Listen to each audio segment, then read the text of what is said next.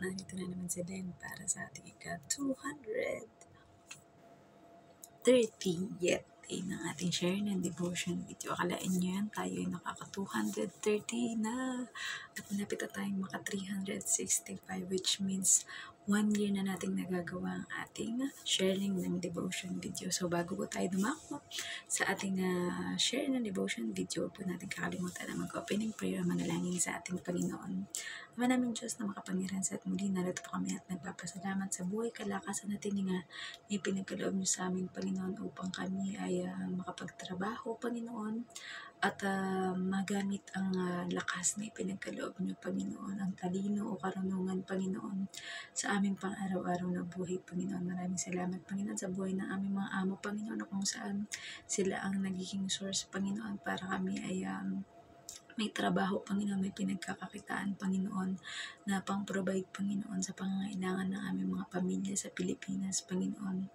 At gayon din po, Panginoon, nagpapasalamat din kami sa mga taong nagiging daan, Panginoon, upang kami ay mapagpala sa iba't ibang mga paraan, Panginoon, na may kayo ang siyang magbalik sa kanila ng mga pagpapalang ito ng siksik, liglig at umaapaw, Panginoon. At ngayon, dadako po kami muli sa pagbubulay at pag-aaral ng inyong mga salita, Panginoon. Nadalangin namin ang karunungan na nagmumula sa inyo, Panginoon, ang mga ibabaw, Panginoon, at hindi po magyabang ang inyong lingkod, Panginoon, sa anumang pinagkaloob niyo, Panginoon. Bagkus, Panginoon, we surrender everything into your glory, Panginoon, na ang iyong glory lamang, Panginoon, ang magniningning, ang maitaas, Panginoon, at makita ng bawat tao, Panginoon. Itago niyo lang po inyong lingkod sa inyong likuran, Panginoon, at we humble down before you, Panginoon, sapagkat kayo ang nakakaalam ng lahat ng mga bagay, Panginoon. Lahat ay kayo ang nagtatakda, Panginoon, at ang magagawa namin, Panginoon, ay mag-submit sa inyong authority at power, Panginoon. Although, Panginoon, alam namin na binigyan niyo kami ng kapangyarihan, Panginoon, upang makagawa ng mga bagay, Panginoon, na kalugod-lugod sa inyo, Panginoon. O higit pa, sapagkat ilang taon lamang ang pagmiministeryo na inyong buktong na anak na si Jesus dito sa mundo, Panginoon. Ngunit kami, sa bawat hininga, buhay at lakas na ipinagkakalob niyo, Panginoon, ay maglilingkod sa inyo at sa aming kapwa with the help of you, Lord God. Hindi po, Panginoon, dalangin namin at patuloy kaming nagpapasalamat sa tinapos na gawa ng Panginoong Yesus sa krus more than 2,000 years ago, Panginoon. Kung hindi dahil sa ginawa ng Panginoong Yesus, hindi kami malayang makapagpahayag, makaakay, Panginoon, o makakausap, Panginoon, ng mga tao na maaaring mailapit patungo sa inyo, Panginoon. Kayo ang mataas at mapapurihan, at nagpapasalamat din kami sa banal na Espiritu na siyang lumulukob sa amin, Panginoon, upang ang magagawa namin, ang iisipin namin, Panginoon, ang maipapakita at gagawin namin sa aming kapwa, Panginoon, ay tanging nakalulugod lamang po sa inyo, Panginoon. Kayo ang mapapurihan, kayo ang madakila sa aming gagawin ito, Panginoon. This we pray in the name of Jesus Christ. Amen. Ayan. So, narito po tayo sa Lucas 22:37. Sinasabi ko sa inyo, dapat matupad sa akin ang sinasabi ng kasulatang ito.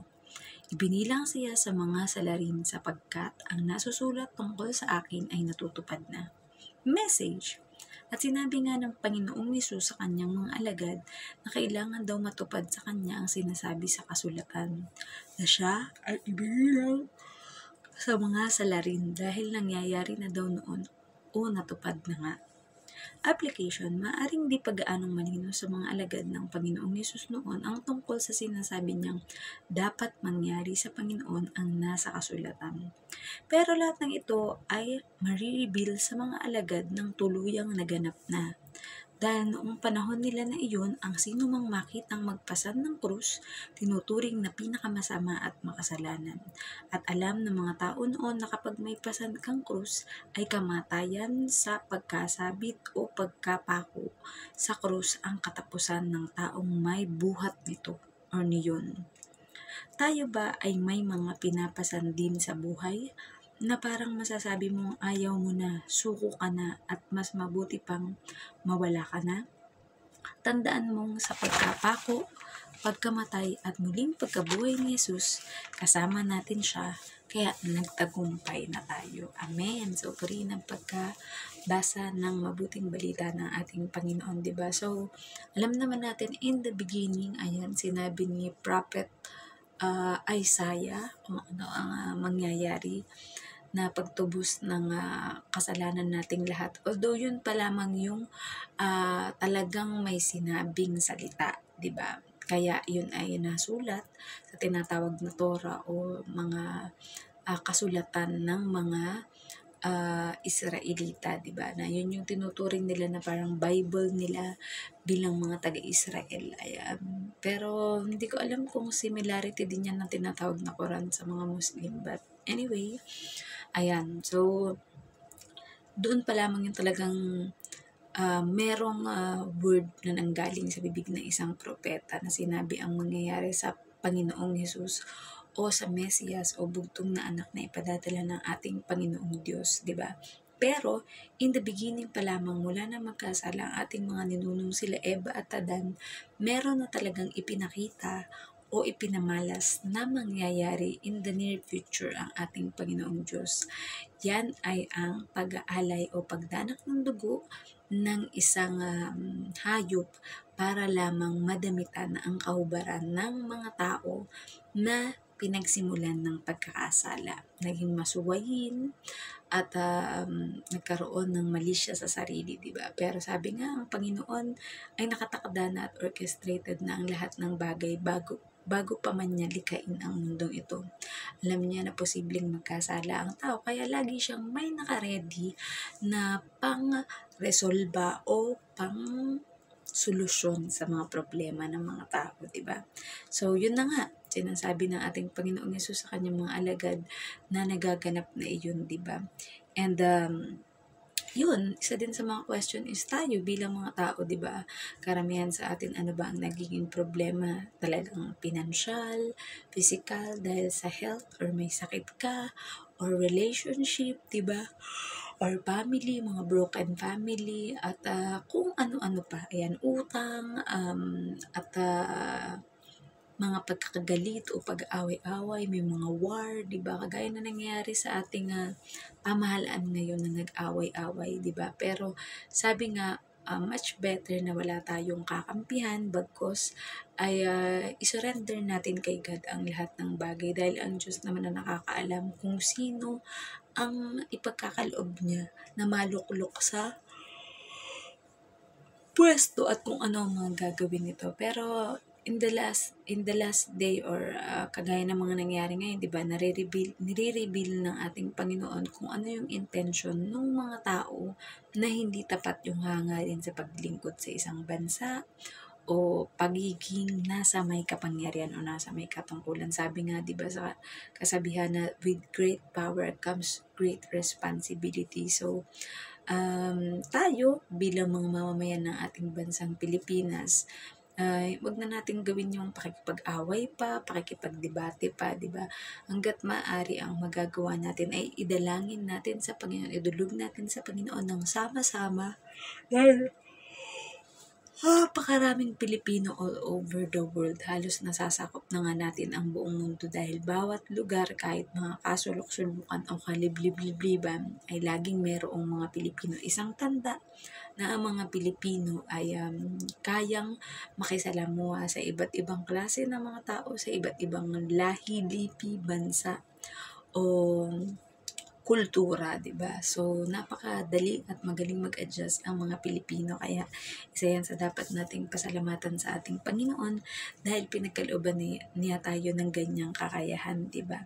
So, ayun, 'di ba? Nung isa nga rin sa pinakita natin or binanggit natin dito na paniniwala or kultura during their time sa Israel ay kapag ang isang tao ay pinakamasama, pinakamakasalanan kagaya ng nakatabi ng ating Panginoong Hesus sa krus sa Golgota na dalawang magnanakaw sa kanyang dalawang gilid, isa sa kanan, isa sa kaliwa, at ang ating Panginoong Hesus ay nasa gitna, 'di ba?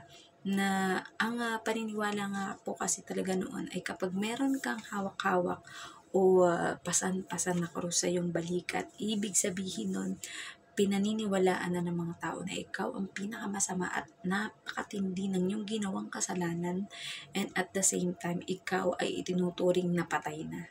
Dahil ang iyong pinapasang krus, doon ka ipapako, doon ka ibibitin, at hanggang ikaw ay malagutan ng hininga o mamatay, di ba?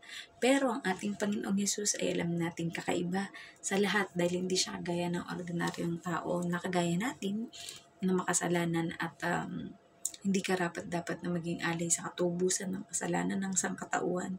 At alam nating makalipas ang 3 araw, ang ating Panginoong Yesus ay muling bumangon sa kanyang libingan. Siya ay naging resurrected God, na kung saan siya ay nag-intercede para sa ating mga prayer na kapag kalooban at alam ng ating Panginoong Diyos na makakabuti sa atin, ay ibibigay niya sa atin kagaya ng isang mabuti, mapagmahal, caring, thoughtful na magulang, di ba? And kung iisipin din naman natin kahit simula pa lang nung panahon ni Eva at Adan, nilikha na ng Panginoong Diyos ang Garden of Eden na wala nang hahanapin ang mga tao kahit ano maaari nilang kainin at maaari nilang mapakinabangan ang kung ano man ang nasa paraiso or Garden of Eden, di ba? Sino ba naman sa atin ang hindi excited na ikaw ay mapunta sa isang lugar na wala ka nang hahanapin pa, di ba? Kasi sa mundo nating ito ay ang hinahanap ng mga tao ay puro pera, salapi, kayamanan, katanyagan, lahat ng mga bagay na pagdating ng panahon ay walang kabuluhan. Imbis na ang pagsumikapan ng bawat tao ay lalong mapatibay at mapalalim ang kanilang pananalig at relasyon sa ating Panginoon. Ngunit nadadala ang bawat isa ng mga nangyayari sa mundong ito.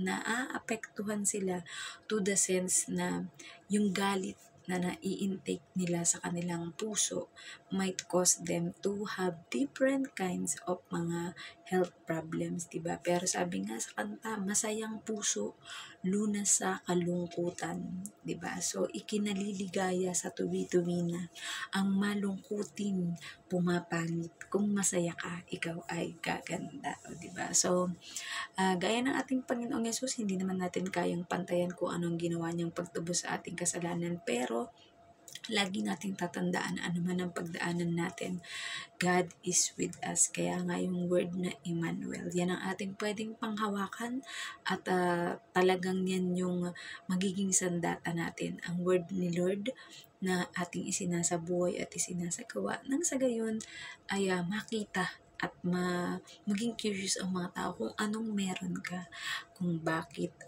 ikaw ay talagang eager or naisin mo na mas marami ang makakilala at tumanggap sa ating Panginoon. Dahil sabi nga yan ang Great Commission to go therefore and make disciple of all nations, baptizing them in the name of the Father, and the Son, and of the Holy Spirit, and teaching them to observe what the Lord has implanted or itinuro sa kanyang mga alagad. Nang sa gayon tayo din ay matawag ng mga discipler o tagapagturo ng mabuting balita at mga tamang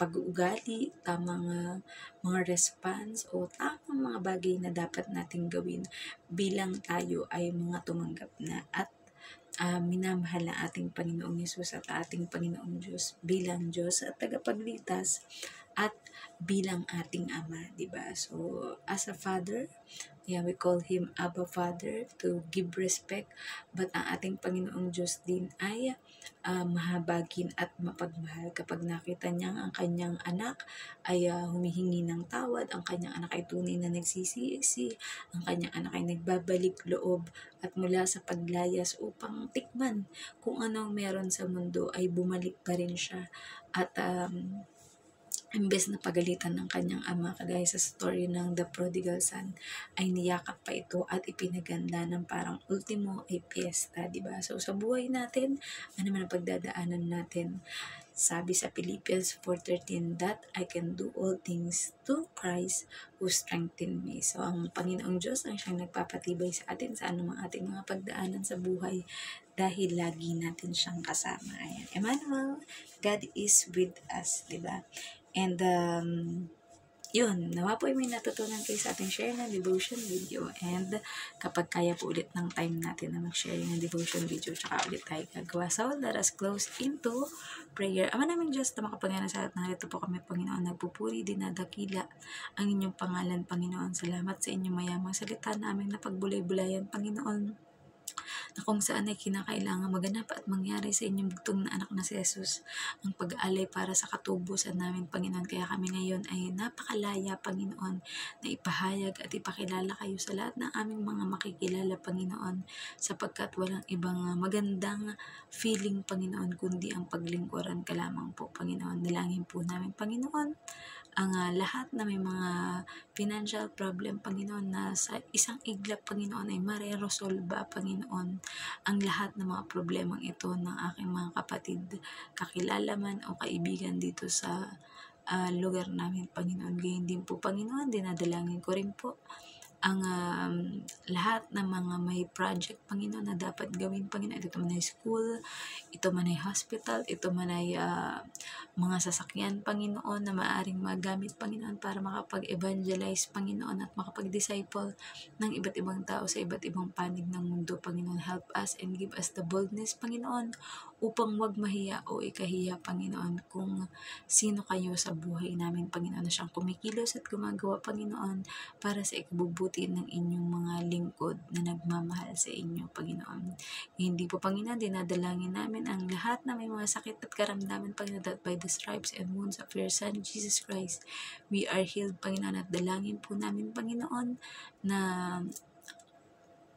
ang bawat mga magdi-disciple, Panginoon, ng mga tao, Panginoon, sa iba't ibang panig ng mundo, kagaya kami dito sa lugar namin, Panginoon, na malapit lamang, Panginoon, ay dinadalangin namin na kayo ang natataas at napapapurihan at napapasaya sa ginagawa namin ito, Panginoon, sapagkat alam namin na hindi kayo sa tingin sa mga gawa lamang tumitingin, Panginoon, bagkus, Panginoon, we know, Panginoon, na nakikita mo, Panginoon, kung sino sa mga sa amin, Panginoon, ang may tunay na intensyon upang makilala pa at magkaroon ng malalim na relasyon sa inyo, Panginoon. O kung kami ba ay mga pasaway, Panginoon, at kung saan-saan nagpupunta, Panginoon, upang makuha lamang, Panginoon, aming mga hinahangad, Panginoon. Kaya alam po namin, Panginoon, na ang lahat ng mga nangyayaring ito, Panginoon, gayon din ang mga war, Panginoon, sa Pilipinas, Panginoon. Pray, Lord God, for peace, unity, and love, Panginoon, sa bawat isa sa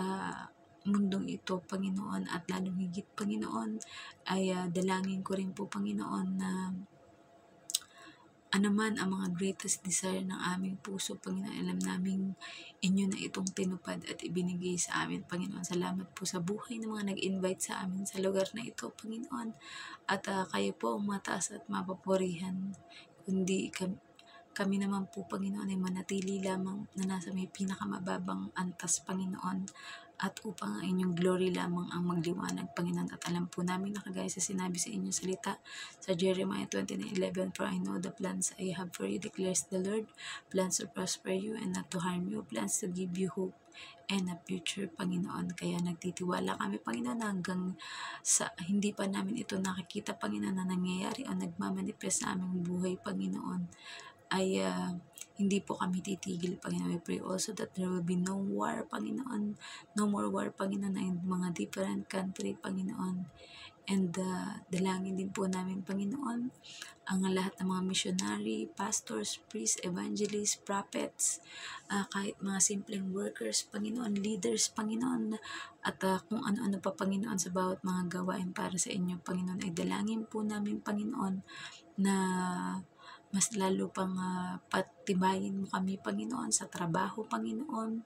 Magtagal, Panginoon, upon serving ng aking mga amo, Panginoon, at mga bagay, Panginoon, na nakalulugod sa inyo, Panginoon. Sabi nga, napakabilis lamang ng oras na maaring ilagi namin dito sa mundo, Panginoon. Pero ang lahat ng ito ay magagawa namin dahil sa lakas na kaloob niyo po sa amin. Ayan. So, may patas-tas pa, Panginoon, at may mga kakaharapin pa kami, Panginoon, ng mga pagsubok. Pero ngayon ba lang, Panginoon, we claim the victory, Panginoon, sa mga gagawin namin ito, Panginoon, sapagkat alam namin, Panginoon, na lubos na kapagpapasaya sa inyo, Panginoon, kapag kami ay nadadown, Panginoon, na may mga problema, Panginoon, kayo lamang ang aming sandigan, Panginoon. At alam namin na hindi nyo kami bibiguin sa aming mga expectation, Panginoon, ng mga pinapangarap na bagay sa mundong ito, Panginoon.